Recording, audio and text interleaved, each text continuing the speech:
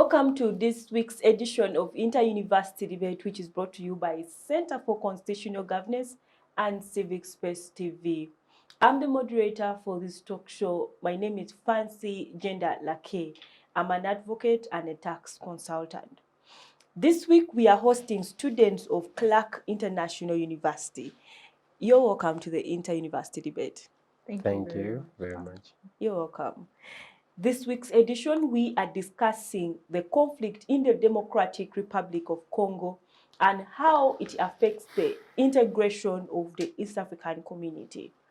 Now, Uganda, Kenya, and Tanzania in 1999 they came up with the EAC Treaty that introduced the East African community. Now, several years after, different countries joined. And as it stands right now, there are 7 countries under the East African community. However, these countries have battled with different kinds of conflict. One of the countries is the Democratic Republic of Congo, which also happens to be the second largest country in Africa.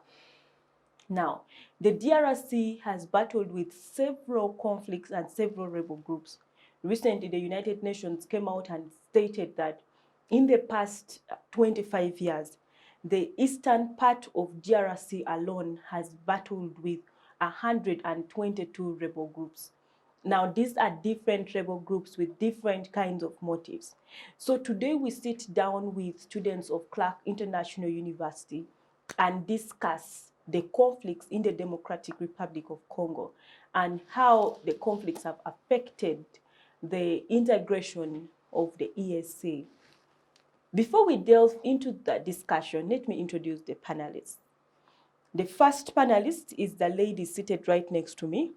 She's Miss Nakafeero Mariam. Mariam is pursuing diploma in clinical medicine and community health. She has quite a bio. She is the Minister of Education at the university. What does ROLI stand for? Rolly chair. Rolly chair. Okay, so she's the Rolly chair. She is the Rotary. That is Rotary Club of Clarke, right? Yeah, Rolly chair of Rotary Club of Clarke International. The Rotary Ladies Initiative. Rolly is just a short form for that. Okay. Okay, and she, like I stated, she's pursuing diploma in clinical medicine and community health from Clarke International University. Mariam, you're welcome to the Inter-University Debate. Thank you very much, Fancy. I'm glad to be here today and hope we have a very good discussion today. Yes, thank you. Okay, I'm looking forward to the discussion as well. Our second panelist is Mr. Guma Antony Perez. Perez is also pursuing a diploma in clinical medicine and community health in his second year, and he is the Minister of Games and Sports and the President of CIU, SDA Association at the university. You're welcome, Perez. Thank you very much, Ms. Nancy, and I'm glad that we are here to have this discussion. Okay, so unlike the previous universities, today we are hosting 2 students. So 2 students are going to stand the heat of this discussion. We shall persevere. Okay. Okay, so as I introduced earlier, we are discussing the DRC conflict and how it has affected the integration within the region, specifically that is within the EAC. As we know, the EAC now has 7 member states: Uganda, Kenya, Tanzania, Rwanda, Burundi, DRC, and South Sudan. And we have seen Somalia has shown interest to join. So we would like to now look at the conflict in the DRC that has taken so many years. And as we know, it has been highly talked about right now in the country and especially within the EAC. So let me start right with Mariam. Mariam, I will just start with you. So we know that there are different rebel groups in the DRC, different conflicts that are happening. But please take us through the background of the different conflicts in DRC. So in DRC, the conflicts were sparked off immediately after the Rwanda genocide of the 1993-1994, where many of the genociders that survived, the Hutu, ran to Eastern DRC. And as they were in Eastern DRC, they formed so many rebel groups there. There were so many groups of them that wanted to come back and attack the people the Tutsi that they left in Rwanda. So that whole process it created a pressure on the DRC government, and up to today, we still have conflicts running on. That was one of the main factors that caused it. Then after, we had there was some bit of ethnic groups that were coming up and that were causing the conflict. Then in 1996, we see the M23 rebels come up, and they were fighting against the government of the Democratic Republic of Rwanda. No, Of Congo. Congo, sorry. So the M23 have been one of the key participants in the conflict for over the years. And we see other groups that have been prominent. There is the ADF, the Allied Democratic Forces, that is also affecting the Uganda government, but based in Congo. So we see another group that is Forces of Democratic Liberation du Rwanda, that is a threat to the Rwanda government. So a lot has been happening. There have been so many conflicts, and given some of the factors that have favored the conflict to run for a long time is, first of all, the geographical nature of Democratic Republic of Congo, the thick forests that can easily harbor the rebels, and the rugged terrain, the mountains that are there. Then we also look at factors as the political instability in DRC. We see we've only had a peaceful transition of power in 2019 when Joseph Kabila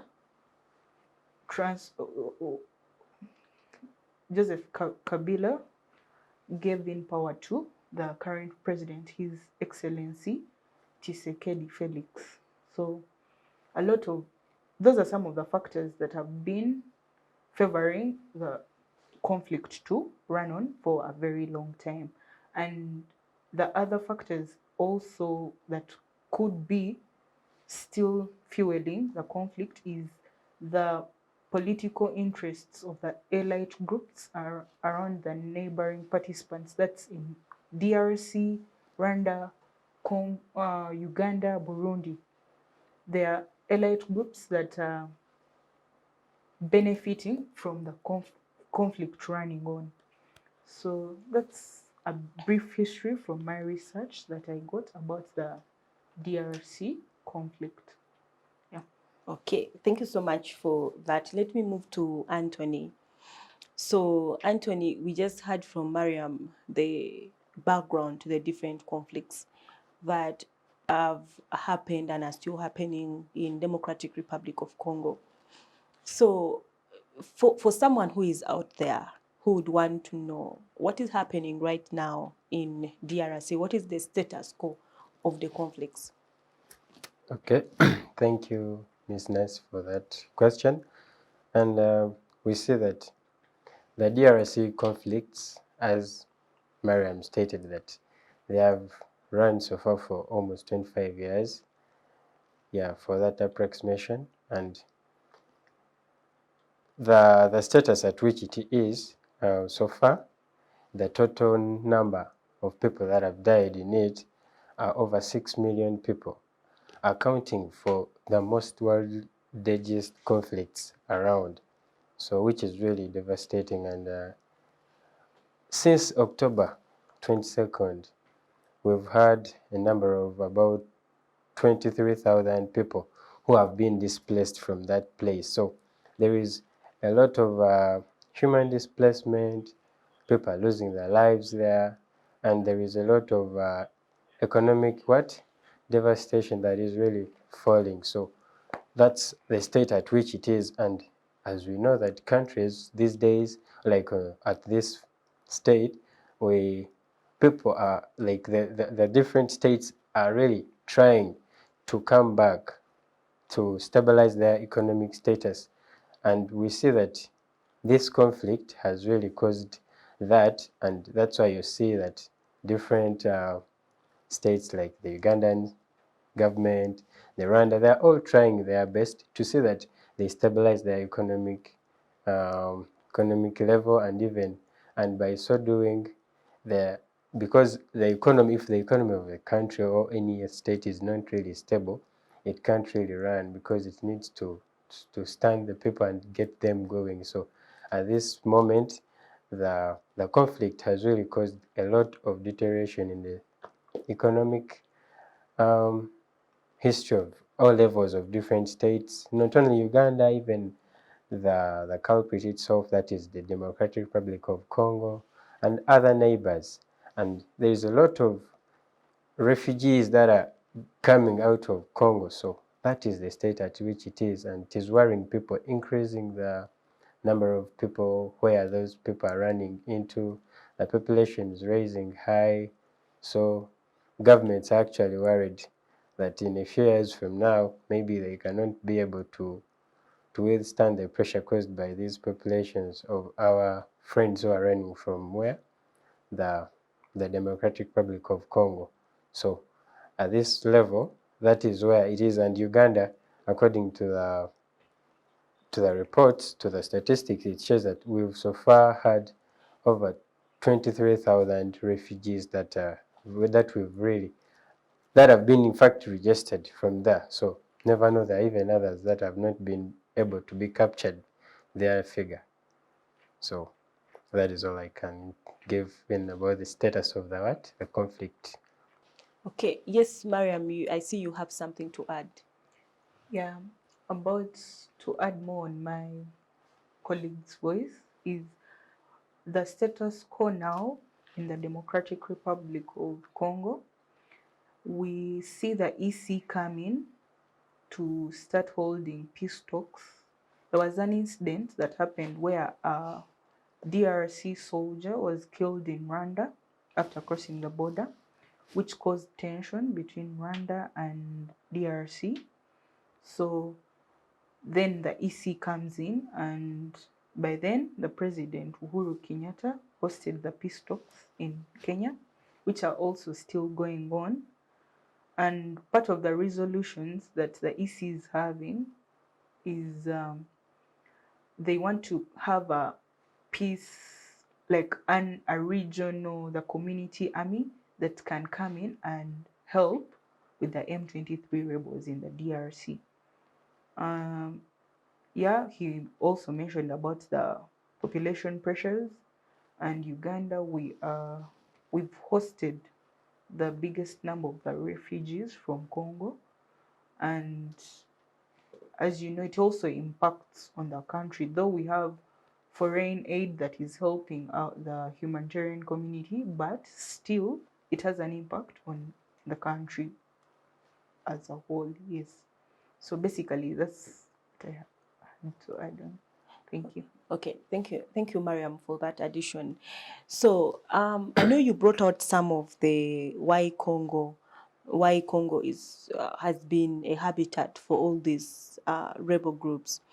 Now, my question to you is, what are some of the other underlying causes of all these conflicts in Congo? Yeah, like I mentioned earlier, the geographical nature and the political instabilities we see in Congo, but there are also other factors like these people are also interested, given that Congo is one of the richest countries in Africa, we have minerals, and the main one now, the main focus is on the cobalt, given that there was a resolution of the Go Green campaign, and cobalt is one of the raw materials that is used in the manufacture of the car batteries. The resolution was on like it was about, go green. They're trying to conserve the environment, and now we look at Congo having the raw material that is going to help in the manufacture of those go green car batteries. So that means the international community also has an interest. We see China and the US trying to bid for the raw materials that are in Congo.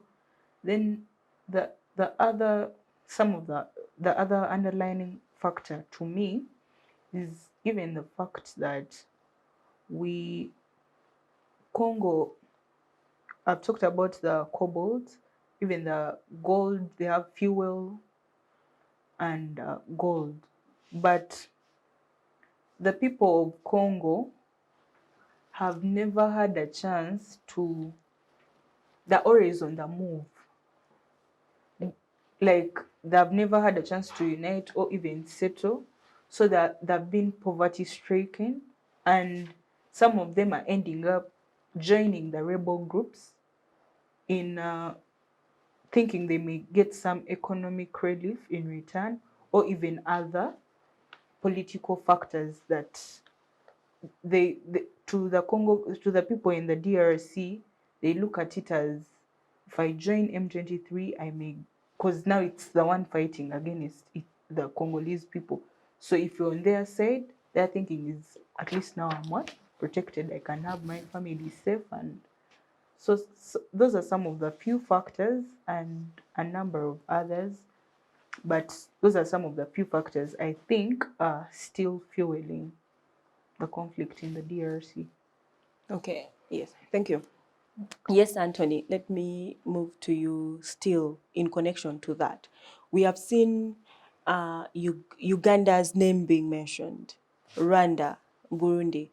My question to you is, do you think some of the EAC member states, their involvement has escalated the conflict in Congo? Yeah, to my opinion is that some of the ACE members, they have really done so in escalating that, because they may have their hidden motives and maybe personal benefits, as you mentioned, that some elites are really trying to have interest in that. Because if I've not forgotten, I remember some time back the late Muammar Gaddafi was trying to bring up this opinion of uniting Africa, to have all that united body, so that maybe it can have an impact, maybe to deal with, to have its level of development, like as a continent as a whole. And now we see that after his death, maybe it failed. Then our own, His Excellency, he comes up with this knowledge of uniting different states. That's why we saw the Rwanda and Burundi joining the East African community. Then here comes in South Sudan and then Congo. So maybe to some level of what we don't know, they have that in interest, that as we know that Congo is the second largest in Africa, maybe you can see that the territory is now getting what? Bigger and bigger. So with time, there could be that allegiance that they can, unite, have that big control, so that they can have some control over some countries. Maybe that's my thought. And as I see, Congo is a very rich country. They have not exploited of much what they have, because we see that statistics say that they have helped, or like they have accounted for over 96% of Rwanda's exportations. And that has helped Rwanda to gain somewhat economic stability. So some of the things, or like the factors that some East African states have something to do with the conflict in Rwanda, they may be having their interest, because Rwanda is gaining from the conflict. Why? They see, when you have all that percentage raised to that extent, meaning that there is a way you're benefiting, and that's why they now evoke on what? On Uganda, trying to accuse Uganda of putting in interest in supporting the rebels, the ADF forces that fight within the eastern part of Congo.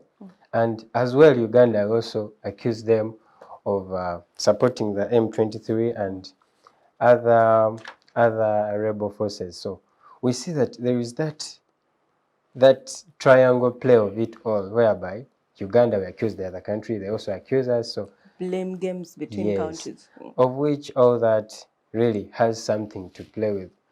We are trying to solve something, but then we cannot solve it since we have accusations between ourselves. So maybe for some hidden motives, some East African states have their interest as to why this conflict is not really getting eradicated as resolved by the community to form one force. And to me, it seems like a dream that will really be that will come to its success in quite a number of years from now, unless some things are sorted out. Yes, that is my take. Okay, thank you, Anthony, for that. Let me get back to Mariam. So, Mariam, as we remember in history, we were not there, but we sort of studied these historical things in class. When our forefathers, the late Mwalimu Julius Nyerere, the late Jomo Kenyatta, as well as our very own Milton Obote, when they tried to form the East African community, later on it failed. So it was some sort of a failed attempt. 1999, Uganda, Kenya, and Tanzania revives EAC, forms a new EAC. Now, countries join and we are seeing several conflicts within the EAC. So specifically for the conflict in Congo, my question to you is, how has this impacted on the regional integration within the EAC? Yes, so thank you very much. The conflict in Congo has impacted a lot on the regional integration.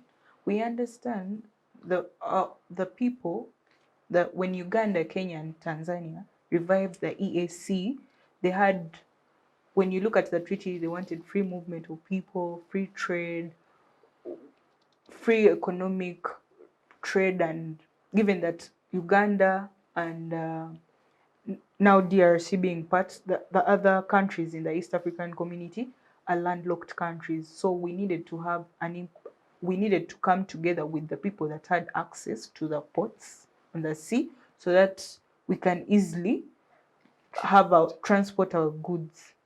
But now we are having a challenge that the conflict in DRC is causing, first of all, is having an impact on the economic, first of all, the economic status in DRC. And if one of our member states is having challenges in their economic, already we've had the world being hit post-COVID, people are just trying to revive their economic statuses in their countries, but now we are having a conflict. Trade cannot go on. There is no free movement between the EAC countries to Congo or what. Last year, we looked at the Uganda-Rwanda border being closed. So many people had to have losses go on because there was no free trade going on between Rwanda and Uganda.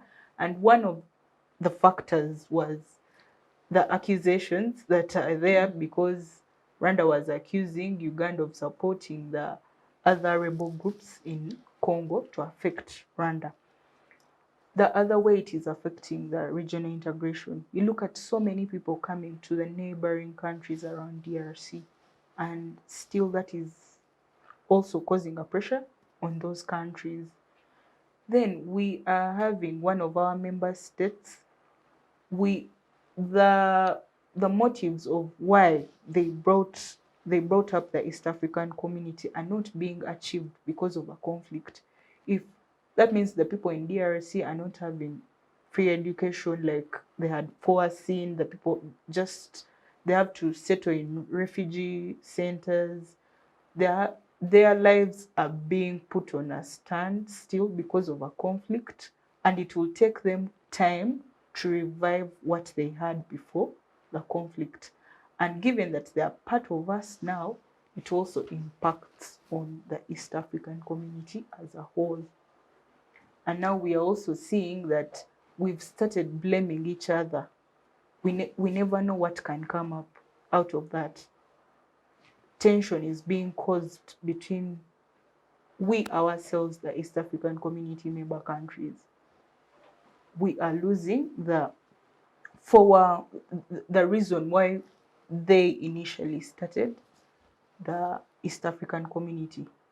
Now the conflict is really affecting the entire East African community in a very negative way, and we need to find a solution to it before it actually goes out of hand, because the tension that is really coming up is not good for what we had earlier planned coming together.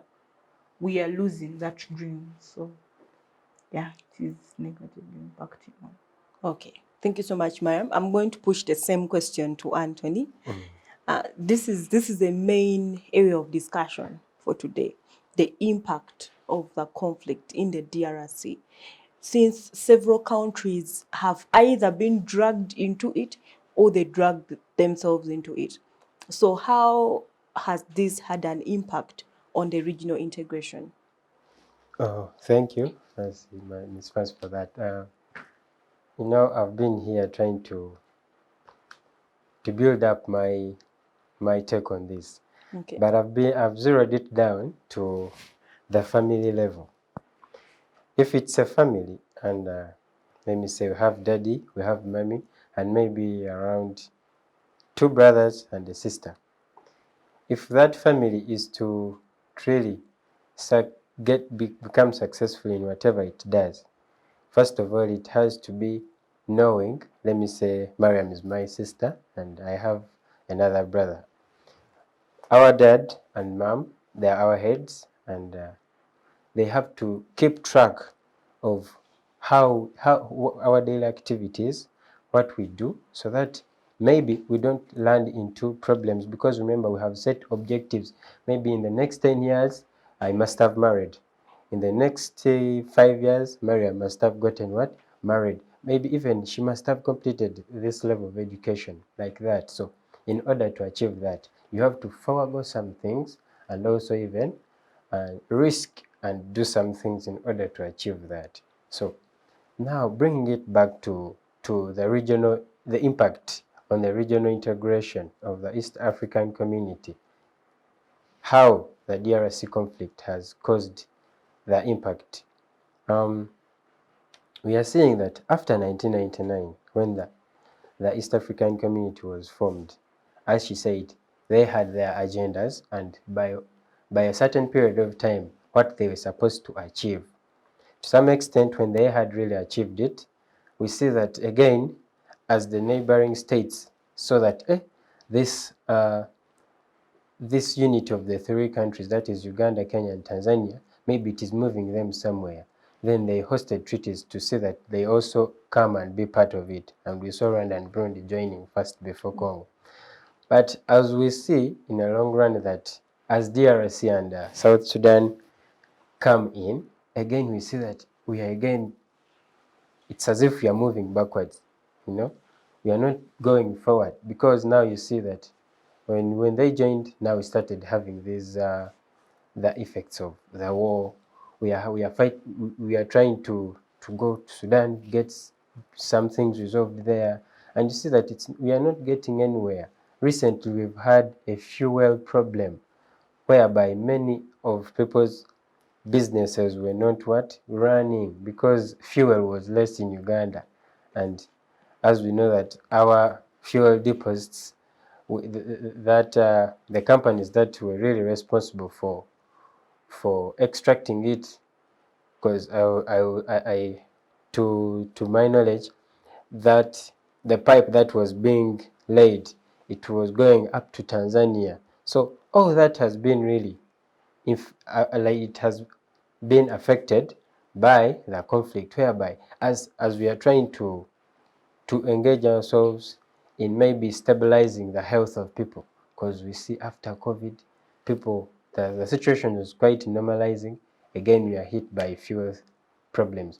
Now we are having the conflict. So we see that our economic and our healthy facilities, our healthy, now we're having Ebola, which is also there. So, and this is all affecting everyone in the region, because we may see us as Ugandans, but we also have other states that are also being pressed by this conflict, whereby some people die along that conflict, some people, they don't achieve what they plan, because as the country gets taxes and it helps it on doing other things. So maybe if someone's business is not moving on well, how will you collect tax from them? No way. That means you're going to maybe close it and then you find another way, of which it is going to be very hard. So the impact of all this is on the economic part of it.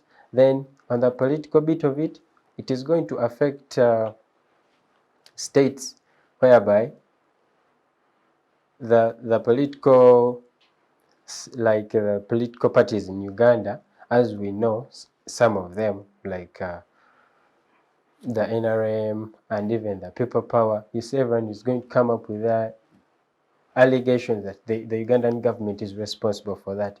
Even yet, we're having, like within our own country, we're having people pressing the government, and we even have even other governments also pressing on the government. So as Uganda, we're also facing that problem that we are really not moving forward because of that. So political instability is also cause that we are having that not going on well. So it affects us. Then socially, of course, there is no way maybe if I hear that the Congolese, because in my place where I live, I know quite a number of them.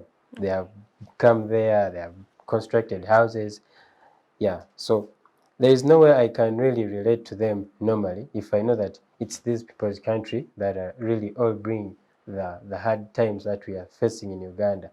But again, since we've gone to school, we're not going to study how to spark and ignite work, but we have to have this kind of how we should unite with ourselves, because peace, that's why every time we're having peace talks, to say that everything is brought to peace and we see that we move forward. But there has been a lot that conflict has really caused on the integration. There is no way we can really have this moving forward when we have all those issues.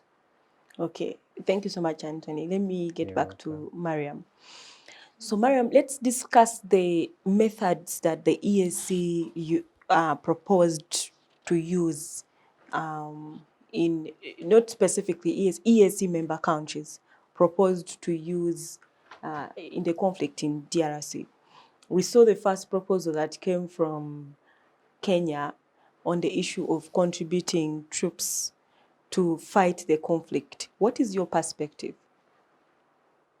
Okay, about the contribution of the peace-led army, the community, the East African Community Army to come and fight the M23 rebels in DRC, my take on that is,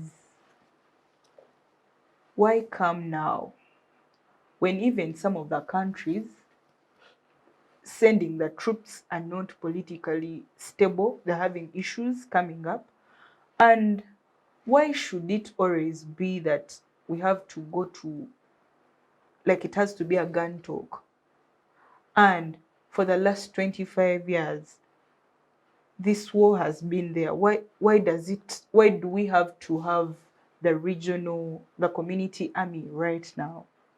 Because it also impacts on all the member states of the East African Community. You can't, so Uganda has to, all the member states have to provide an extra budget for their troops that are going to be going to Congo, and that is also again affecting their governments. And the other thing, I still believe we can do better. We should not always think that the gun should be solving the problem. We should have to, like, my take is the East African community should adopt a way of resolving conflict on a round table, and it doesn't have to always be the gun or like troops. It shouldn't always be the answer. I just feel we are past that era of where you have to be. It has to always, the gun has the answer, because in any place that has ever been, that has faced any war, be it a civil war, what, it impacts on the people there. The people of Congo are going to be affected, because like it doesn't, you, whoever's, I've never been in a war, but our grandfathers tell us it's never a good scene. Okay, let me just ask you a question Yes. related to that. Now, the conflict in Congo has had several failed peace talks. You know, there has even been agreements signed, but the conflict has still persisted. And then now we have so many years. Congo has been in conflict since its independence. From one president to the next that comes in, there are always conflicts. Now the eastern part of Congo has even been more troubled. Do you think the peace talk card would still work in the conflict in Congo? Because I think it would, but now we see that the peace talks are between the DRC government and Rwanda. The M23 people have not yet been brought on board. And I still believe that we need to first, the EC, the East African Community member states, need to first sit on the drawing board and find out what is fueling. It's not all about that we are having a conflict. They are supposed to look at what factors are still fueling this war. Why are the peace talks failing?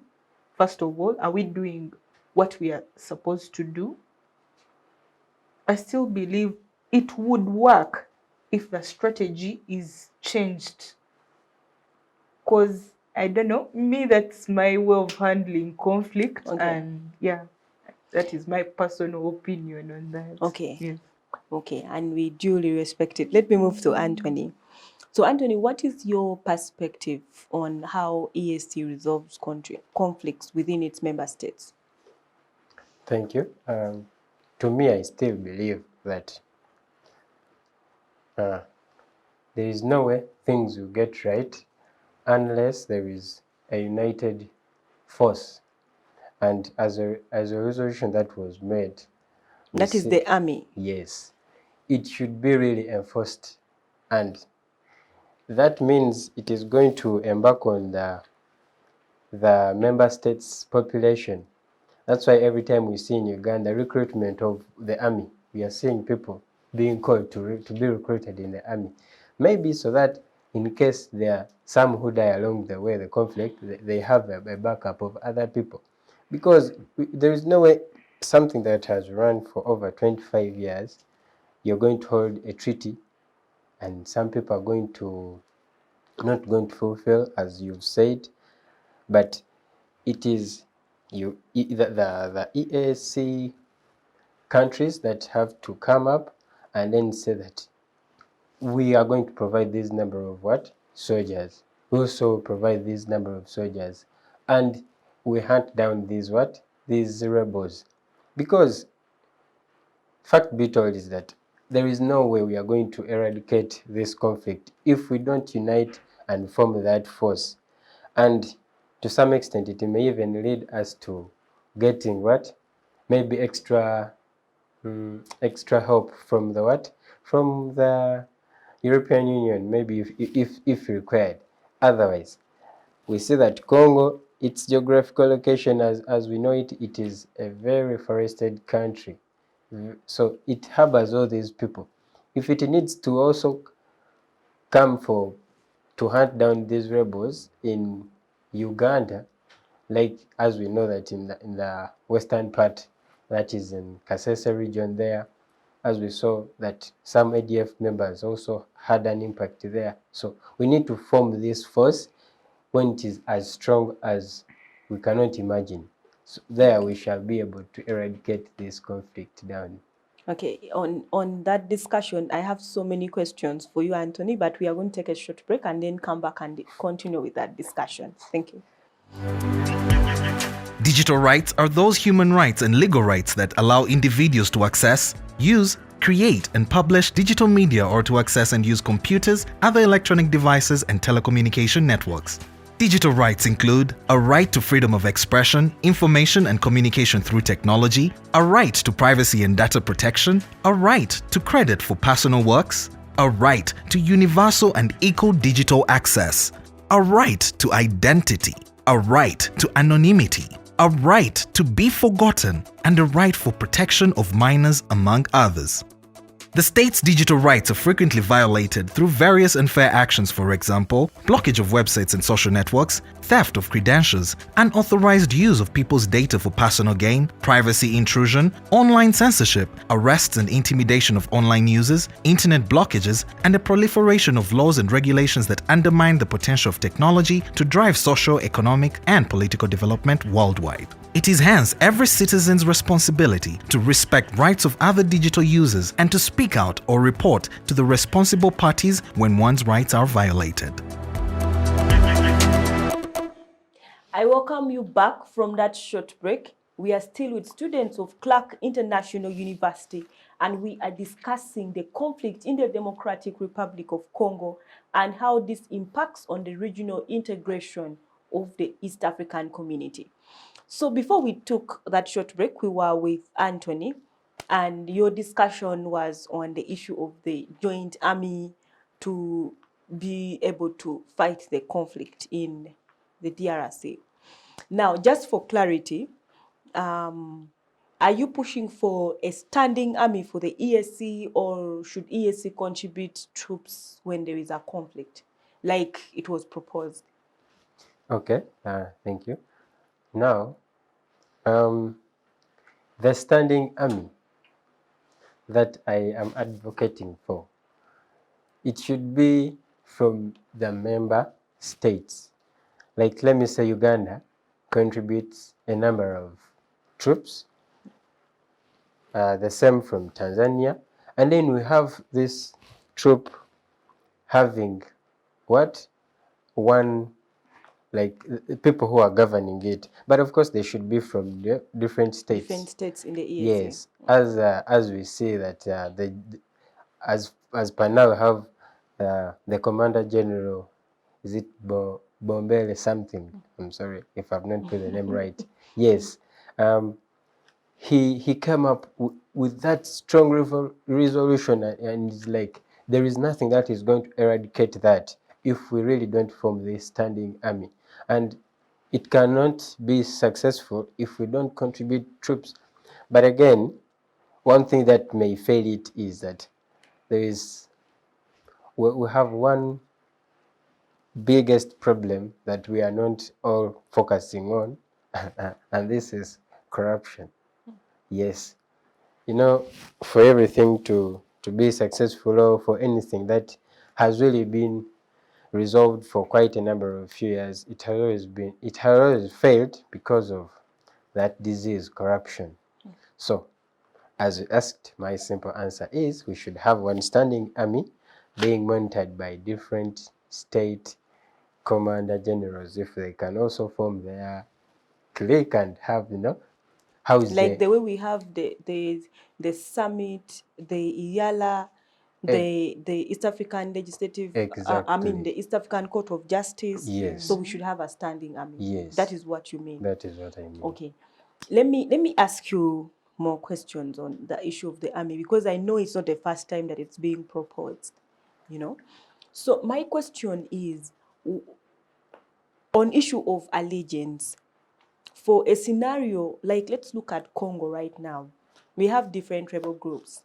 Now, taking for instance the M23.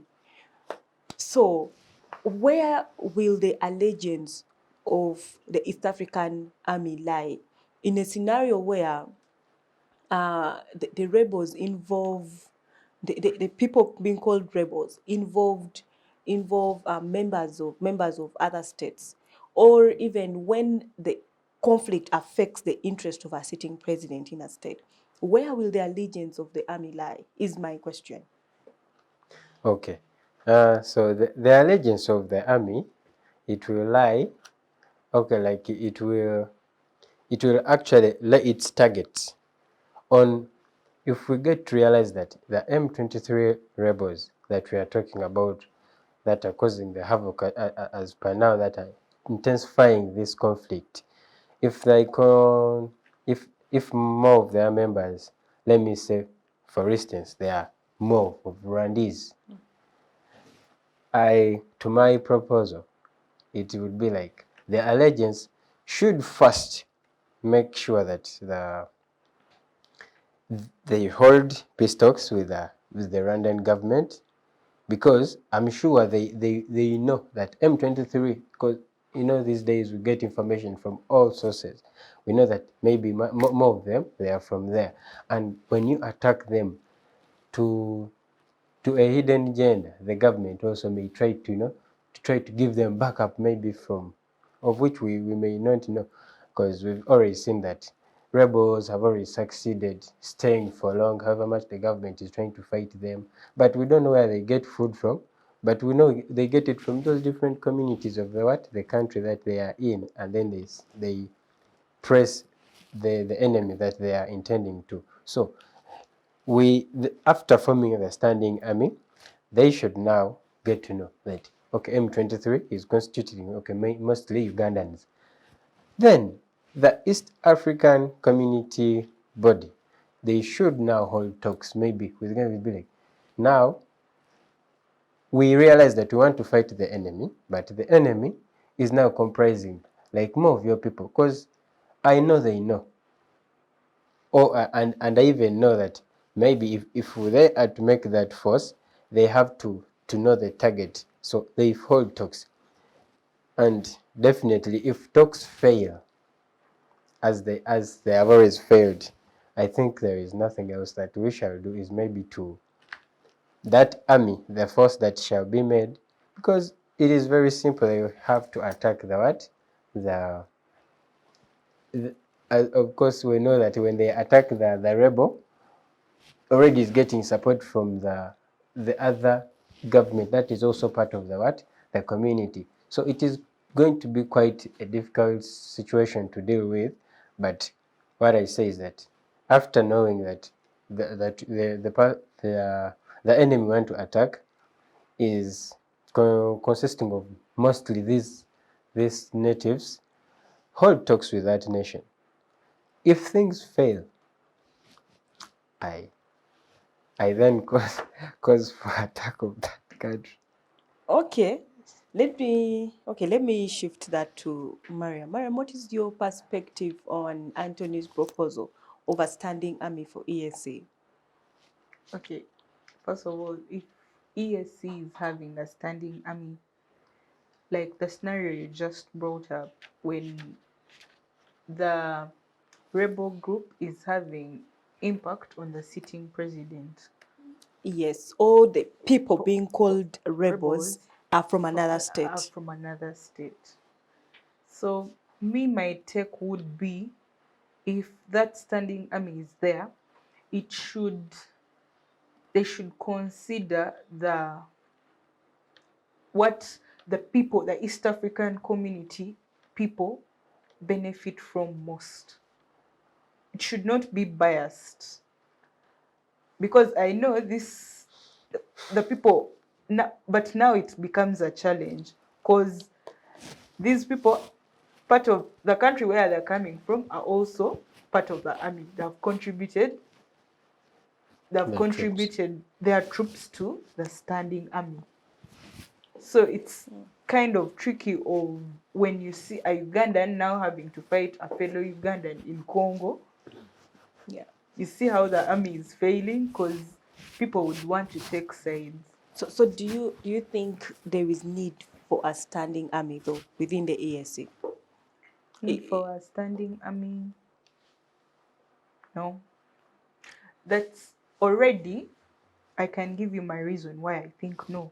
Already we have so many bodies in the EAC that the people from the different member states of the East African community do not know about. Recently, they were talking about the East African High Court. So many Ugandans are not aware of when to go to the East African Court. They don't know how their activities are run. So many organs, people are just getting, there is still need of informing the people from the different member states about the activities of the EAC. We are still at that. So we can't have an army before we even appreciate what is already on ground that has not achieved the goal. Okay, thank you. Let me get back to Anthony. So, Anthony, earlier you talked about having a standing army. Now, my question to you is on the EAC resolving conflicts within its member states versus member states resolving their own issues. Like, for example, now Congo having a conflict, Congo resolving its own issues, the issues of state sovereignty. Which way do you think the EAC should choose? Is it better for a country to be left to resolve issues on their own, or should the EAC be involved in conflict resolution? Thank you. The first thing that should always be done is that independent states should always first resolve their own their own issues, because when it fails, that is when we should involve now the East African community. You know, if the government, the native government is trying to resolve the issues that it has, be it war or any economic problem that they are trying to work upon, let the independent state first deal with the problem. Then where it fails, that is when they should get help from the East African community, because we zero everything now to their family. There's no way we are going to get call for help, yet even us within ourselves, we don't know what's taking place or what's happening. So it's us first to first know what to do. Then if we fail, then we can involve in other people. And I think that is one of the goals as to why it was set. It is not taking the full responsibility of everything that is happening, but it comes in where need be. Okay. Yeah. Thank you so much. Let me move back to Mariam. So, Mariam, on the basis of, on the aspect of conflict resolution by the EAC, do you think the EAC is doing enough to ensure that conflicts in its different states are being resolved? I feel the EAC is not doing enough. First of all, the EAC it has to be we are a community, but though we are a community, they should be able to empower their member states to be able to handle their own conflicts. Me, I want to look at the EAC as an advisory body that would only come in to see how best can you handle this in your country. But the way they are handling conflicts in the different member states is still lacking to me, in my perspective. Because, first of all, you can't, I want to give an example, like if someone has a case in court, before they even, right away from like police, you don't even go through the magistrate's court, you're already in high court. We should be able to empower the different member states of the EAC to run their activities, but we have the same goal. They should be able to curb the conflicts in their different states, and but not forgetting the main goal that is bringing us all together. Those are the objectives of the EAC. So the EAC still has, the need is not having the army or what, but empowering the people, the member states. And that means they're going to have to put up policies that would create an environment that avoids conflict. We should come back to the drawing board. Why are we having conflicts in the first place? Corruption, political instability. Why are we having member states have political instability? We have to curb the political instability and the corruption, because we look at the factors that are escalating the conflicts, and we solve them individually, because the different EAC members have different conflicts at different levels. What is causing conflict in Uganda may not be the same reason what is causing conflict in Kenya. We saw Rwanda, it was more of a tribal thing, Tutsi and the Hutu. Now we are seeing rebels, M23. Uganda, we had Konyi. The different conflicts have different motives. So if the EAC empowers its member states to handle their own issues, I feel like it will create stability. It should not create, it will save them of the burden of having to run all the activities. I think that's why even in other organizations, in the organogram, you have to, it's called, you have to dedicate to people. You can't be handling everything. So the EAC is just supposed to be there to oversee, how is Uganda handling this? How can we help? But not to actually get directly involved. That's my take. Okay, thank you so much. Let me move to Anthony.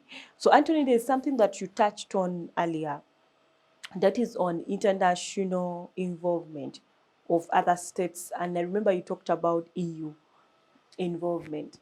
Now, as well recently, the president of Congo had a cry out to Britain, you know, for their help dealing with the different ongoing conflicts in their country. Now, my question to you is: do you think, what is your perspective about the involvement of international community into the affairs of member states of EAC? Thank you. The involvement of international affairs in the national community in yes, solving conflicts within member states of EAC. Yes. It wouldn't be a bad step to take if at all the East African community had failed. But now we see that a new member who has just joined is now seeing that the people, okay, the states that it came into, they are doing less, and now it has gone on that step, which is really, may I call it political indiscipline. Yes, because so the president was practicing political indiscipline. exactly, because you would really first hold on and first try to see, because the mere fact that they joined, they are very new, so they had to really first be that patient, not to have a rush, but instead he went on that level, and maybe that is why even as per now it is really intensifying, because now you realize that, let's believe it, that those the international involvement, they have like what it takes to do anything on any state in Africa. We believe this because we've seen quite a number of things. We saw what happened in Libya. They were very able to do what? to even kill the forces of Muammar Gaddafi. But the effects that happened up to now, those people are still regretting. But it was what? It was the decision of them allowing the war to come. So the President Felix calling upon the hope of the Britain, it can, maybe he didn't first think of, okay, maybe he thought about it, but he doesn't know to what extent will this affect, because I'm seeing it, in case they come, maybe they will fight. He'll be like, what help do you want? We want to help you. You want to help us with these people that are trying to fight my government. And we see the impact will be on these other primary member states that will reach found. And now this will cause the Uganda, Tanzania, Kenya, and any other involved state to do what? To be hit. And because he wants to find protection for the state, now he's calling upon that. So my take is, it wouldn't have been bad if at all the body had failed. And again, them coming, for what reasons are they coming for? Are they coming to give us more advice on how we are going to handle and solve the conflicts, or they are coming to do what? To literally fight against the to fight, of course, with guns and what. So it wouldn't be bad if at all it was agreed upon by the East African community members, because I'm a Ugandan, and I believe that by population I'm also counted. But again, I'm not responsible. Definitely. Yes, I'm not responsible for writing treaties, like signing of those treaties. But they would have first, because I know the moment he took that step, it's like betraying the community governors, or like because if we sit here, we agree on doing something, again for you move to do what? To another step that other members don't know, then that is total betrayal. So Okay, yeah. let me bring that question to Mariam as well. So Mariam, it is not the first time that a state tries to look for outside help, outside the EAC, or even outside Africa. We know that right now, even for Joseph Kony that was fighting in northern Uganda, there has been involvement of other countries. The US has been involved. Now there is a price tag that has been put on Joseph Kony's head. So everybody is now on the hunt for Joseph Kony. So my question to you is, what is your perspective on involvement of countries outside the EAC, outside Africa, being involved in conflict resolution of member states within the EAC?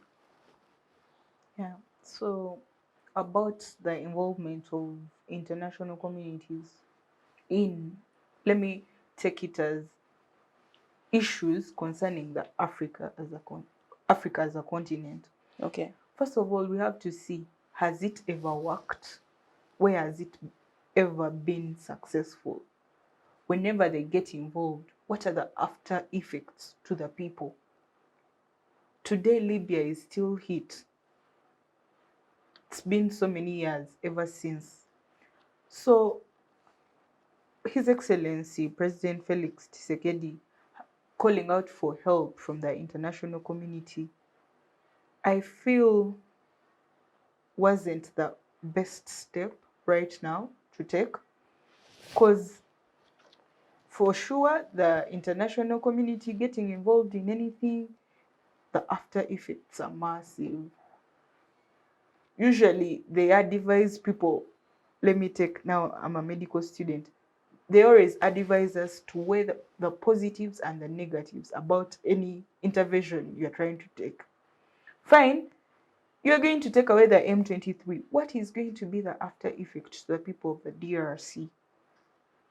And as we know, no one will come to help you without a motive. Usually people need something back.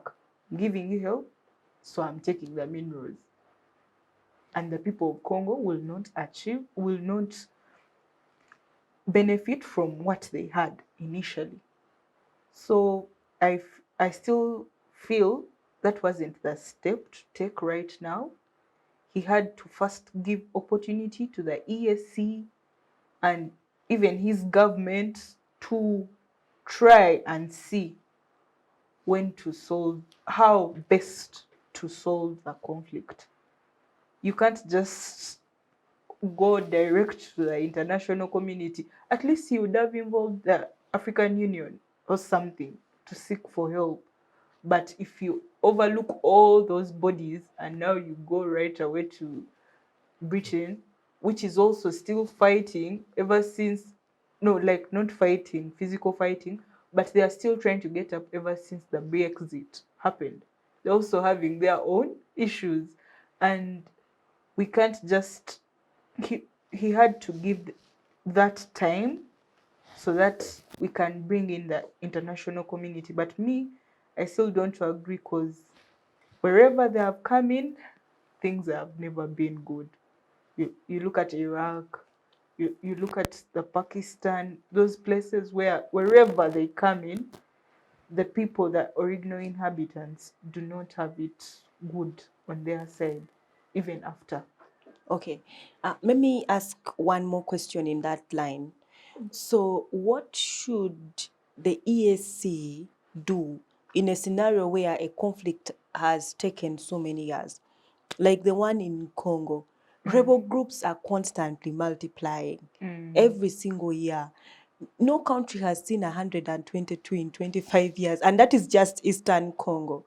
So, what should the ESC do in a scenario where in Congo rebel groups keep on multiplying every single year, and the conflict becomes bigger and bigger every year?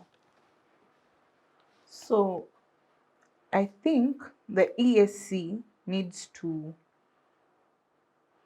we need to first see where is the problem coming in.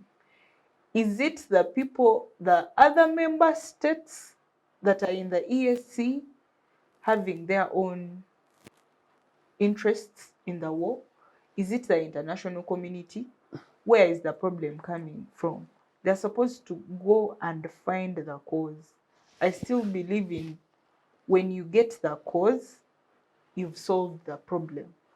But usually people have the perspective of let's solve the problem without, still I'm going to give an example in the medical field. If I treat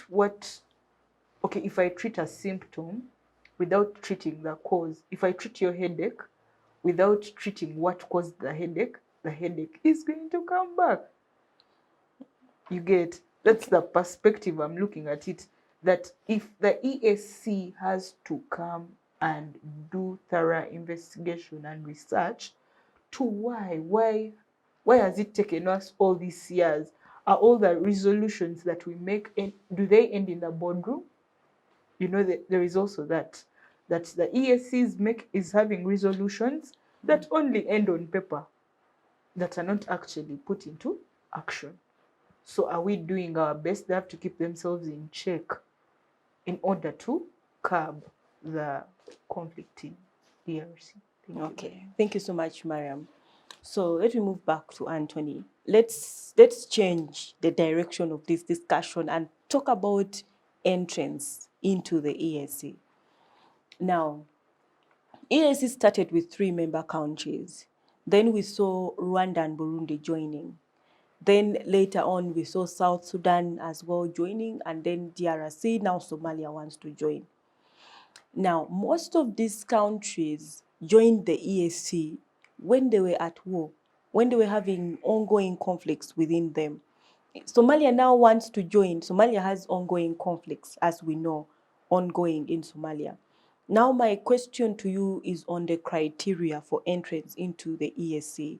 What is your perspective about countries joining the ESC when they are having conflicts within them? Should we vet out countries that have ongoing conflicts at the time of entrance? Okay. For now, I would boldly say that the East African community shouldn't allow any entry of any other state as of now, not until the problems that it is having, the different conflicts, that till they are settled. Because they may be having this belief that if we maybe if we're added on by other states, maybe we shall have some hope of, maybe, let me say, because we see Somalia, it is really it's a coastal country. That means it has access to to different trade routes, as we know. So to some hidden agenda that we don't know as to why they want to come, because we also see that even that's how DRC came. We didn't know what would happen after. So my say is that for now, the East African community should stay as it is, not until the conflicts are solved. And then when they are solved, the criteria that we should always maybe look at, we should always look at maybe short-term benefits and even long-term benefits, and also see how are we going to really be managing how are we going to be managing this member state that we have joined, because we believe that everyone has a different background. We may meet, like now how I met Mariam at campus, but I don't know how in their family how they do things, and even she doesn't know how we also deal with things, how we deal with different problems. So we also don't know, because we've seen most Somalis in Uganda. If you go to Chisenyi side there, you really see that they have dominated almost all that area. You can't move from one shop to another and you see any Ugandan there. They are only those ones. Now we know. Okay, we've tried maybe to study how they relate, and it's really quite difficult to deal with them. So now imagine if at all they have been allowed. So we need to consider why are they coming? So the criteria we should always consider, because they are coming, most of them, to maybe to achieve some education. Then after they go back to their countries, we see Eritreans also, they are here. So they come here because according to what I know is that a few years I used to know Uganda as one of the states that has a good education System. Yeah, system, and it was really educating people, and everyone was appreciating. But as per now, really don't know. We've gone e-learning, but e-learning has really caused very many problems. But again, we are trying to adapt. So maybe those countries, they like, okay, we go to Uganda, we shall study. I hear they have a good education system now. After that, as per now, what I know is that even Kenya is better than us. So under what criteria shall we always be considering them? Is that, are they coming? Maybe should we allow in another nation so that it may benefit on what we have, and so that we may also benefit on what they are having? Because that is the hidden motives of why people become, let me say, friends or intermarry. Let me marry, like from the Rwandese, I also give birth to beautiful and handsome children. That may be your your motive, but you intention. don't. Yes, but you don't know what are you engaging into, because you may marry her or what, but again, it's like then taking almost every responsibility. So all that comes, and then you start regretting, oh, little did I know that things would be like this. So we need to really consider some things. If we are to allow any country to come in, we should not do it now. It shouldn't be now. And East African community, the summit members shouldn't allow any other country to come in as per now, because they have problems, they have conflicts or what. It's like piling a problem over another. If at all the few that are around have really failed to be governed, then there is no way you are going to govern the many. Okay. Yeah. Thank you, Anthony. Let me get back to Mariam. So, Mariam, what is your perspective on the issue of entrance into the EAC? Should we include in the list of criterias one that talks about you should not be having ongoing conflicts in your country? So my take on that is, first of all, that should also be considered, but also the criteria should be, apart from the three original people that had the idea, the Kenya, East Africa, and Uganda, these other people that are Tanzania. coming, and Tanzania, the people that are coming up should be able to meet a certain, they're supposed to, that as they're signing the treaty to join, I feel we should be able to give them a time limit to achieve certain things between that time limit. That way we shall not be having a very big burden. That means if you come in when you are having conflicts, you should make sure before 5 years down the road, your conflicts are, you don't have any conflicts in your country. You had the good education system, the infrastructure that is there in position in the country, people are having free trading. So they should be able to meet a certain target. We may not just stop them, because having more members is also at some point an advantage to the EAC, because we are getting more trade routes, the economic wise, and more free movement. Our people can easily access more markets for our produce, but we should have a consideration that if a certain country that has joined the EAC does not meet the goals set for a certain period of time, they may have to be dropped, because we are looking at going forward, not one member taking us back. Okay. Yes. Okay, thank you. We are moving towards the end of our discussion. Let me just come back to Anthony. Now we are looking at the solution part of the discussion. How best should the conflict in the Democratic Republic of Congo be handled?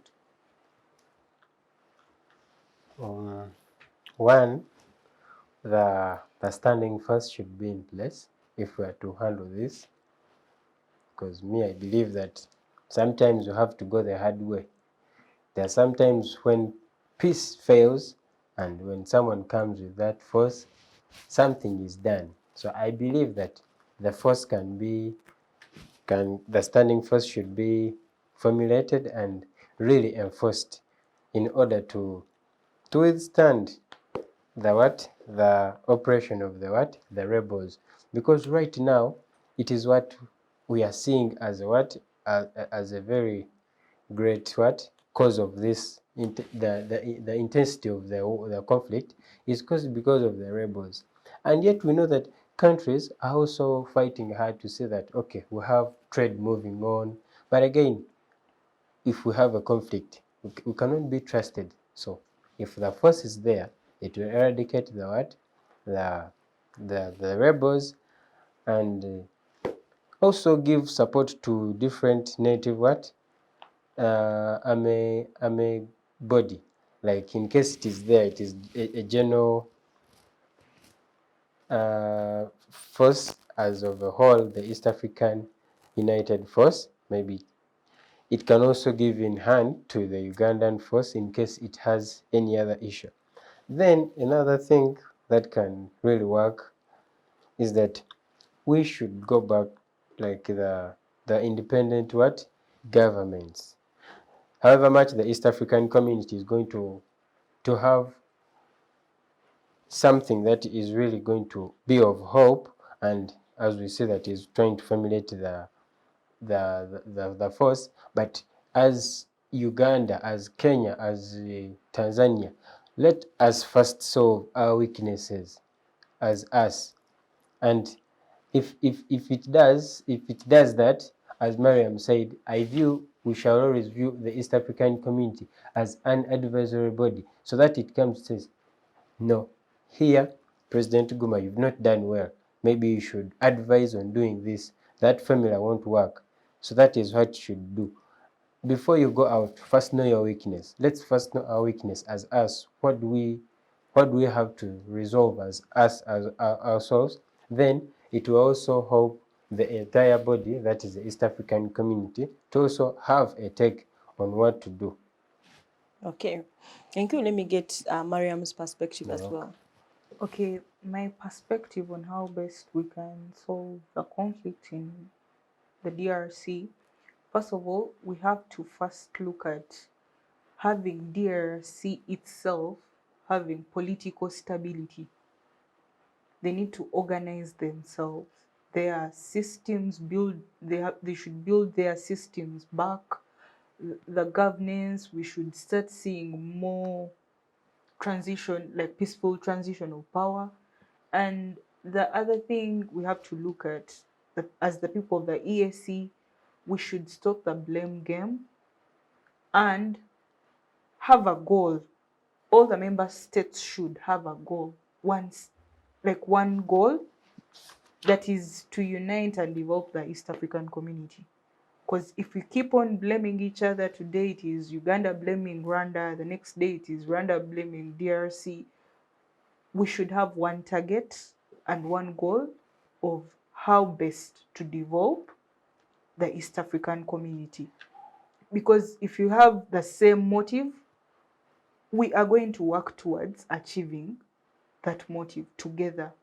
And as a team, we can go places. So Congo has to first go back to the drawing board, solve its own political instability in the country. Then also the other member states in the EAC have to come up and stop the blame game and have the EAC, the patriotic EAC, we should have the EAC more objectives at heart and work towards achieving what the people that signed the treaty for us. Okay. Thank you so much. We have come to the end of the talk show. I'll get your concluding remarks. I'll start with Anthony. Thank you, Ms. Lucky. This has been a very good discussion, and to my experience, I believe we are very young people who have different ideas on how to resolve the different problems that face us as young as we are. But as we build on from the knowledge of different people that we get, we can really come, because never know, tomorrow I may be the let me say the Commander General of some force. So this has been helpful. Of the EAC Army. Exactly. So I really want to thank the people that thought about this topic, and I also want to thank for the opportunity that has been given us to me, like to have my share on it.